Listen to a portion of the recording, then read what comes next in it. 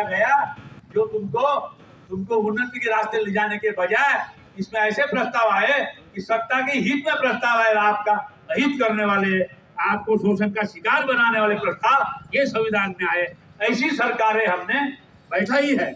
आज मैं आपको एक इतला देता हूँ, मैं ये राजकीय स्टेज नहीं है कि किसी जो नेता संविधान को बचाने के लिए सामने नहीं आ रहा या जो प्रस्ताव हमारे हित में नहीं है वो पीछे लेने की बात नहीं कर रहा, वो आके झंडा वंदन करे तो क्या मिलेगा आपको? ये तो आपकी जवाबदारी है। ये झंडा बचाना, संविधान बचाना ये जवाबदारी आपकी है। विशेष करके जो लोग ज्यादा परेशान है उन्होंने सामने आना चाहिए। 26 जनवरी 1950 के बाद आज 26 जनवरी 24 हमें इस दिन के माध्यम से आंदोलन चलाना है कि हमारा व्यक्तिगत स्वातंत्र कैसा जिंदा रहेगा, हमको दिया हुआ वोट पावर कैसा निष्पक्ष और स्वतंत्र रूप से वापरेंगे। इसके लिए हमको ये आज के दिन से आंदोलन चलाना है। आपको गरीबों को ये ध्यान में रखो। फिर मैं आगे आके ये बोलूंगा, ये संविधान की भूमिका जिंदा रखने के लिए हमें संविधान संकेत देता है। हम ऐसे नेताओं को जन्म देके बैठे हैं जिन्होंने हमारी उन्नति काम करने वाले संशोधन संविधान में खुद के लिए लाए हुए, और आज यह संविधान सत्ता पक्ष विपक्ष की कठपुतली बना हुआ है। ये संविधान सत्ता पक्ष और विपक्ष की कठपुतली बना है, नाकाम जो विपक्षी देश में है। आप मेरी बात को समझो, मैं किसी के खिलाफ व्यक्ति पार्टी बोलता नहीं। हमने 75 साल जिसको भेजा वो हमारे खिलाफ प्रस्ताव ला रहा है, हमें शोषण का शिकार बना रहा है। देखिए अभी ये प्रस्ताव आया, चने की दाल बाजार में बेचने को लाया, मैंने किसान हूँ, चने पर जीएसटी लगी, उसकी दाल बनाई गई, वो त्याग हुआ, उस पर जीएसटी लगी। दाल के बाद उसका बेसन बनाया गया, उसकी ऊपर जीएसटी लगी। बेसन के बाद वो होटल में गया रघुवीर में, वो बेसन के भजे निकाल के हमको बिल देता है, उसमें जीएसटी लगाता है। यानी ये कहाँ तक टिकेगा? ये व्यक्ति एक रॉ मटेरियल पे एक बार लगाने के बाद 4 बार जब उसका प्रोडक्ट बनता है तो 4 बार जीएसटी, क्या हमारे बच्चे जीते रहेंगे? इसके बारे में सोचेंगे कि नहीं? आपको बोलना पड़ रहा है कि आप और यहाँ बैठो, ये तो आपकी जवाबदारी है। हम तो 50 साल से चिल्लाते आ रहे हैं, हमको दबाने का काम कर रहा है। इसलिए ऐसे कार्यकर्ता को जन्म दो, ऐसे कार्यकर्ता को सामने लाओ जो आपकी जवाबदारी लेकर संविधान में आए गलत प्रस्ताव पीछे लेने वाले लोग सत्ता में भेजो। ये जवाबदारी आपको। आप तो राह देख रहे हैं कौन सा नेता आया हमारे तरफ में है, आपको नहीं पूछा, हमको पैसे दे के नहीं गया, हमको वो नहीं किया, पता नहीं कुछ नहीं है। अभी तुम बहुत खस्ता हालत में आप है, इसलिए आपकी वोट की पावर भी जो है वो भी छीन ली गई है। तो शार्ट में इसी के साथ मुझे आपके साथ में बहुत भारी चर्चा करने की थी, परंतु यहाँ थोड़ा समय कम होने के कारण समय ज्यादा हो गया है। इसके लिए जो प्रस्ताव आया है, विनील भाई वो प्रस्ताव के संबंध में जिक्र करना मेरा कर्तव्य समझता हूँ, आपके नाम, इसलिए मैं बोलता हूँ। सन 1951 में जो प्रस्ताव आया, आपको अच्छे से समझना, सन 1951 की शुरुआत में जो पहला प्रस्ताव आया, इंग्रज ने हमको मालमत्ता रखने का, संपत्ति का अधिकार दिया था, ऑलरेडी दिया था इंग्रज ने, और संपत्ति का अधिकार हमको जो दिया था वो 51 के प्रस्ताव ने हमारे खुद के संपत्ति का अधिकार छीन लिया। हम 400 एकड़ के किसान थे, हमको 2 एकड़ पे लाया गया, और जो 2 एकड़ का नेता था वो 250-300 एकड़ पे चले गया। ये प्रस्ताव के कारण नेताओं की व्यवस्था हुई। आप समझो, ये सारा उसके काम में आ रहा है। दूसरा प्रस्ताव का सन 1955 में आया, वो प्रस्ताव है, चौथा प्रस्ताव है 1955 का। वो प्रस्ताव ये बोलता है कि भाई आपकी संपत्ति सरकार छीनेगी, और छीनने के बाद आपको बोलने का अधिकार नहीं रहेगा। जो आपको संपत्ति छीनने के बाद आप चाहेंगे इसके बदले में मुझे वहां संपत्ति लेना है, मेरी संपत्ति आप ले रहे हो। सरकार विकास के नाम पे बात करती है, परंतु वो संपत्ति योजना के नाम पे नेताओं के तरफ चली गई है। और वो 1955 का प्रस्ताव ये बोलता है, चौथा प्रस्ताव, कि हम देंगे वही कीमत लो, और वो कीमत लेने से हमारा क्या हुआ, हम दूसरी संपत्ति लेने के लिए बाहर गए, हम नहीं ले पाए, हम बर्बाद हो गए, हमारे पैसे चले गए, जब संपत्ति मिली नहीं। आज कितने परिवार वो संपत्ति जाने के बाद पैसे कम बर्बाद हो चुके। ये 55 का चौथा प्रस्ताव। 1956 में 7वां प्रस्ताव आया। बात को समझो, मैं काम की ही बात बोलूंगा। 1956 में 7वां प्रस्ताव आया। वो प्रस्ताव ये बोलता है, सत्ता की व्यवस्था और सत्ता में हमको जाना है, इसलिए हमने विधान परिषद सभागृह का निर्माण किया। जो सत्ता की व्यवस्था विधान परिषद अधिकृत नहीं है, संविधान मान्यता देता नहीं, संविधान स्पष्ट बोलता है लोगों द्वारा किया हुआ, लोकशाही द्वारा किया हुआ जो सभागृह है उसे ही मान्यता है, अन्यथा 169 कलम के अंदर ये सभागृह बर्खास्त करो ऐसी संविधान बताता है हमें। तो हमने क्या किया, 1000 करोड़ रुपया महीने का खर्चा है। जो सभागृह पावरलेस है, उसकी कोई पावर नहीं है उस सभागृह को। 80 लोग यहाँ से जाते मुंबई और 150 कर्मचारी जाते विमान से, 1000 करोड़ का महीने का खर्चा कर रहे हैं। जबकि डॉक्टर BR अम्बेडकर ने संविधान में लिखा 169 गांव में इसको बर्खास्त करो।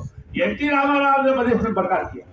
NT रामाराव ने 1000 करोड़ से देश को बचाया, राज्य को बचाया। ये हमारा काम है कि विधान परिषद बर्खास्त करने के लिए हम वहां आते नहीं। हम क्या कर रहे हैं, ये हो गया 56।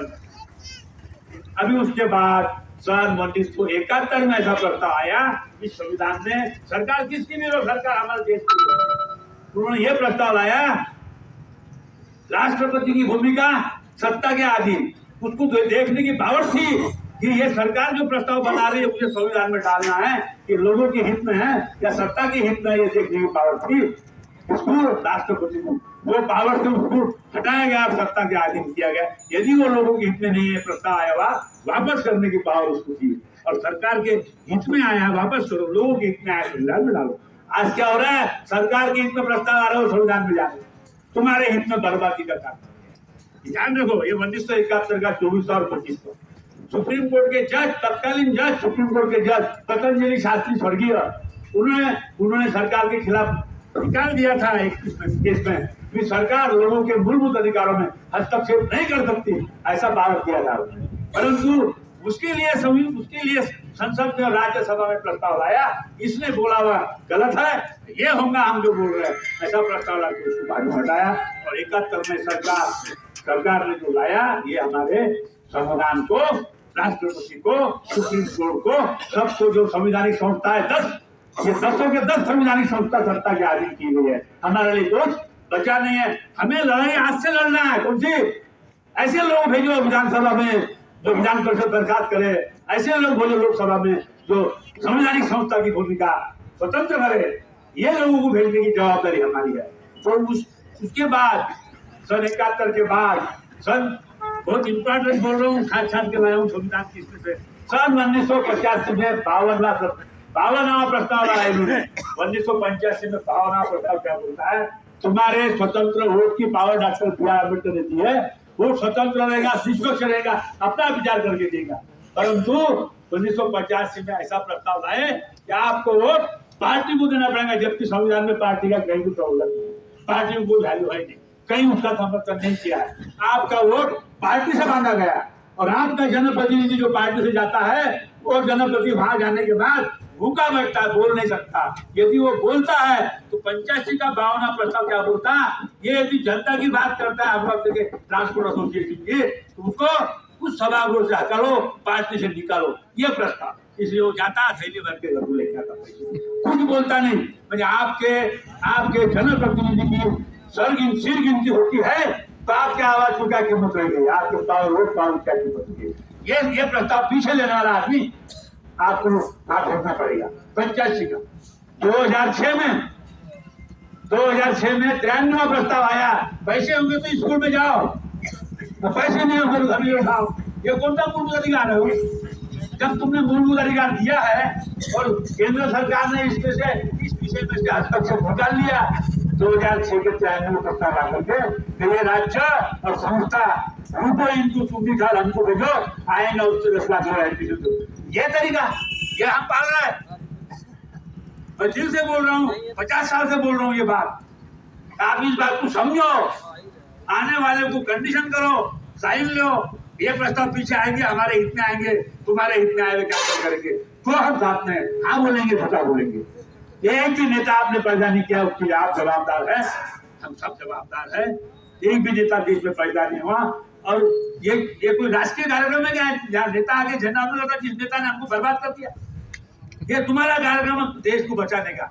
इसको लेकर के मैं और बैंक का राष्ट्रीयकरण किया दादा, काय के लिए किया, इनके कहने से पैसे निकाल के उनको जो जिनको इनको बाहर भेजना है पैसे देकर, बैंक का पूरा पावर सरकार के ताबे।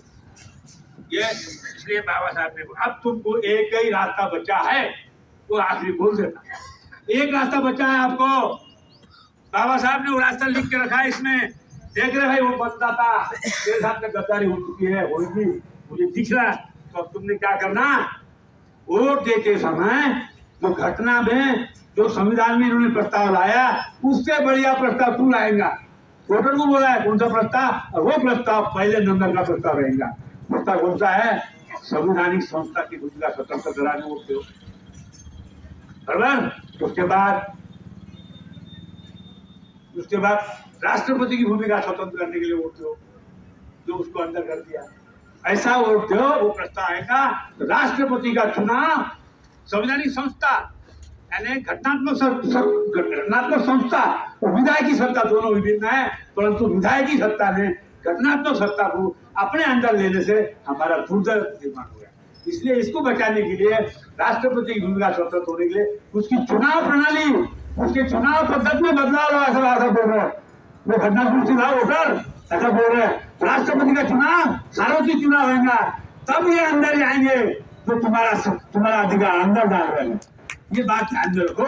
ये करने के लिए हमको आगे चलना है। आज से मैं डिक्लेयर करता हूँ, मुझे प्रेसिडेंट बनाया नहीं बनाया, झंडा मतलब मेरे हाथ से, मेरा सुख जो है वो समझ लो, मैं अम्बेडकरी विचारधारा से मैं प्रेरित हूँ, मैंने वो समझ लिया है, पढ़ लिया है। मैं आपसे निवेदन कर रहा हूँ कि भाई कौन किसके हाथ से क्या हो रहा है, मुझे आपने प्रभारी बनाया मान्य है, क्योंकि मुझे आपके पास आके बोलने का मौका तो नहीं सकता, इसलिए मैंने बोला प्रभारी बना, कोई जरूरत नहीं मुझे परमानेंट बनाने। लेकिन ऐसे लोग जो है कोई भी हो, ये लोग तुम घूमो अदर कास्ट में जाओ और ऐसे लोग पैदा करो, पैसे नहीं लगते हो, चुन के आएंगे। बात तो सब लोग, हम तो पैसे की राह देख रहे, कौन उम्मीदवार आ रहा है पैसे बांट रहा है, कौन उम्मीदवार हमारे पार्टी की चीज दे रहा। अरे जब पार्टी मान्यता ही नहीं है, संविधान मान्यता देता नहीं है, पार्टी की मान्यता कब आई, सन 1985 में आई, ये सब है। तो आखिर में मैंने आपको ये बता दिया, शॉर्ट में और आपसे चर्चा करूंगा। आपको कोई अभी जान देना नहीं पड़ता, पहले लड़ाई में काटा काटी होती थी, आपको कुर्सी पर आके समर्थन करना, अभी लड़ाई का आगे ले जाना, इतना भी काम नहीं कर सकते हो, क्या करते। जब तुम ये नहीं करेंगे, इससे पूरे दिन आप लोग देखते हुए मिलेंगे। अभी 1.5 लाख लोग दिल्ली में थे, बताया टीवी में, पेंशनर बताया, कोई बताया नहीं। अभी ये जीएसटी के कारण देश प्रबल बनेगा, कौन सा देश, सत्ता पक्ष विपक्ष प्रबल बनेगा, तो वो बताएगा कि भारत अब विशाल शक्ति बन गया है, लोग खिलो लोगों जैसे बनेंगे, वो बताया नहीं जाएगी। इतना बात होते, इसको बचाने के लिए आप सामने आएंगे, आपको आशीर्वाद रहेगा, ये समझ के मैं अपने जबान को विराम देता हूँ। और धन्यवाद उपस्थितों को। ये वोट है, आप लोग बोल रहे वोट तो नहीं, 10 ही लोग थे, 10 ही लोगों ने किया है, आप ध्यान रखो। और एक बात फिर से बोल देता, ये स्वातंत्र किसने दिलाया कि दिया तुमको, ये स्वातंत्र सुभाष चंद्र बोस, जो भारतीय सेना इंग्लिश की थी, इंग्लिश में थी, और वो इंग्लिश के अपन समर्थन में लड़ रही थी, वो सुभाष के दौर में चली गई, इंग्लिश के पत्ते छूटे, बराबर। सुभाष ने हमको स्वातंत्र दिया, हम मानते सबको। हाँ, क्या चल रहा है पूरे देश में सरदार वल्लभ भाई पटेल का चुनाव हुआ, पूरे देश के सभी राज्यों ने सरदार वल्लभ भाई पटेल का प्राइम मिनिस्टर करके उसका चयन किया। इतना होने के बाद किसी से भी कोई भी राज्य से प्रस्ताव नहीं आया इसको पंतप्रधान बनाओ, इसको नेहरू को, हमारे बड़े भाई को, इसका प्रस्ताव केंद्र बनाया गया, गांधी बने। तो ये जो है, ये क्या है, आप बात समझो। गांधी जी बोले ये इंग्रज का प्रतीक है, इसको बनाना पड़ेगा। मैंने इंग्रज से बात करके आया, तुम्हारा प्रतीक हार गए शायद में, और जो प्रस्ताव लाए वो कांग्रेस ने जिसने भी सत्ता में लाए, अभी ये जो है ये उसको मजा मार रहा है। अभी तुमको क्या करना है, इसका निर्णय लो। फिर मैं अपने जवाब देता हूँ, आप मुझे शांति से